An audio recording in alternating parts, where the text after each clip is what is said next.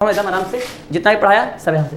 कहता है उत्तक टिश्यू कोशिका के समूह को क्या कहते हैं? उत्तक कहते हैं। कोशिका के समूह को क्या कहते हैं? उत्तक कहते हैं। समान आकार वाले आकार के कोशिका मिलकर क्या करता है? समान कार्य करता है, उसे ही क्या कहा जाता है? उत्तक कहा जाता है। यहाँ कोशिका ढेर बनी है, मिल करके एगो बना लिया उत्तक। उत्तक शब्द कौन दिया? एन ग्रेव ने दिया था। ये वैज्ञानिक नहीं था, ये साधारण व्यक्ति था। उत्तक शब्द का प्रयोग कौन किया? 1801 ईस्वी में जेवियर बिचाइट किया। कौन किया? जेवियर बिचाइट किया। उत्तक के अध्ययन को क्या कहते हैं? हिस्टोलॉजी। कोशिका के अध्ययन को क्या कहते हैं? साइटोलॉजी, है ना। और जीव जंतु विज्ञान के अध्ययन को क्या कहते हैं? बायोलॉजी, है ना। ये बात मैं बता दिया। दूसरा बात कहेंगे कि उत्तक जो होते हैं दो प्रकार के होते हैं। एक पादप उत्तक जो पौधों में पाया जाता है, और जंतु उत्तक जो जानवरों में पाया जाता है। अभी हम लोग देखेंगे पादप उत्तक। पादप उत्तक दो प्रकार के होते हैं, विभाज्योत्तक और एक होता है अस्थायी उत्तक। विभाज्योत्तक जो होता है तीन प्रकार का होता है, शीर्षक, पार्श्व, अंतर्वेशी। शीर्षक, पार्श्व, अंतर्वेशी। बोलिए, शीर्षक, पार्श्व, अंतर्वेशी। मतलब अस्थायी वाला जो होता है सरल और जटिल। मृदु उत्तक सरल वाला में होता है। सरल वाला किसको कहेंगे? जो एक ही प्रकार के कोशिका से मिलकर के एक जैसा काम करेगा। मृदु उत्तक, स्थूल कोण और हो जाएगा दृढ़ उत्तक। जटिल वाला अलग अलग कोशिका मिलकर के एक ही तरह की कोशिका बनाएगा, उसको क्या कहेंगे? जटिल कोशिका, जाइलम और फ्लोएम। अगला बात देखेंगे कि विभाज्योत्तक का कुछ बात है कि लंबाई और चौड़ाई बढ़ाता है। इसका उत्तक गोलाकार और अंडाकार होता है। इस उत्तक कोशिकाएं अविकसित होते हैं, पूरी तरीके से विकसित नहीं होते हैं। यह अस्थायी उत्तक में बदल जाता है। ये विभाज्योत्तक होते हैं ना, ये क्या होता है? अस्थायी उत्तक में बदल जाता है। ये सेलुलोज का बना होता है। ऐसे भी जानते हैं कि पौधा में सेलुलोज होता है। इस कोशिका द्रव अधिक होता है, कोशिका द्रव अधिक होता है, लेकिन इसमें वैक्यूल रसधानी नहीं होते हैं। विभाज्योत्तक तीन प्रकार के होते हैं, शीर्षक, पार्श्व और अंतर्वेशी। एक एक करके देखेंगे। शीर्षक क्या होता है? यह पौधों के जड़ का शीर्ष भाग में पाया जाता है। पौधे का जड़ तथा जड़ तना, यहाँ तना हो जाएगा, जड़ तना के शीर्ष भाग में पाया जाता है। ये पौधों को क्या करता है? लंबाई को बढ़ाता है। लेकिन पार्श्व वाला ये पौधा के तना में पाया जाता है, ये पौधा के क्या करेगा? मोटाई को बढ़ाएगा। ये संवहन उत्तक बनाता है। संवहन उत्तक जो एक स्थान से दूसरे स्थान पे पदार्थ को क्या करता है? ले जाता है। इसमें कैम्ब्रियम का भी निर्माण होता है, छाल का निर्माण होता है ना, घेरा। अंतर्वेशी या शीर्षक उत्तक का ही भाग है। शीर्षक उत्तक अगर आगे बढ़ गया तो उसके बाद जो बचता है उसी को कहते हैं अंतर्वेशी। ये पौधे के भी लंबाई बढ़ाता है। यह अस्थायी उत्तक के बीच में पाया जाता है। ये किसे पाया जाता है? यह अस्थायी उत्तक के कहाँ पाया जाता है? बीच में पाया जाता है। ये जो है अस्थायी उत्तक के कहाँ पाया जाएगा?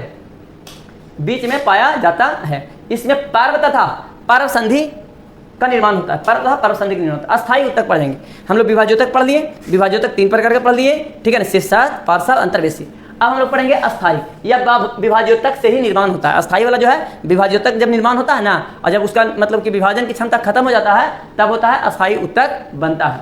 सरल अस्थायी उत्तक मतलब विभाज्योत्तक जो होता है दो प्रकार होता है, एक सरल और एक जटिल।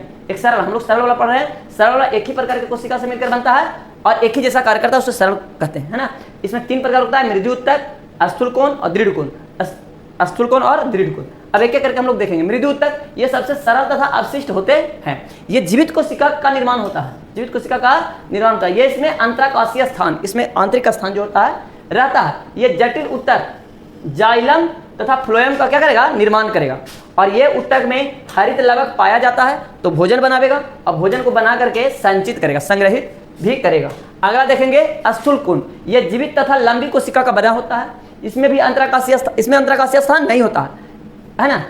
फिर ये दृढ़ तथा मोटी होती है। ये पौधों के विभिन्न भागों में लचीलापन तथा टूटने से बचाता है। लचीलापन तथा टूटने से बचाता है। दृढ़ होता है, ये कठोर होता है। ये मृत कोशिका का बना होता है। ये उत्तक लंबी तथा मोटी होता है लेकिन मृत होता है। ये पौधों को आंतरिक सहारा, यांत्रिक मतलब खड़ा होने के लिए सहारा प्रदान करता है। ये पौधों के बीच बीज तथा फलों के ऊपरी भाग में पाया जाता है। अब देखेंगे हम लोग जटिल उत्तक। जटिल उत्तक क्या होता है कि दो या दो से अधिक उत्तक से बनेगा, दो या दो से अधिक कोशिका से बनेगा और सभी मिलकर एक जैसे काम करेंगे।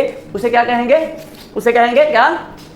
बोलो, जटिल उत्तक। जटिल उत्तक दो प्रकार के, एक जाइलम और फ्लोएम। दोनों जो होगा क्या होगा? संवहन उत्तक होगा। जाइलम जो होगा जड़ से जल को परिवहन पत्ती तक करेगा।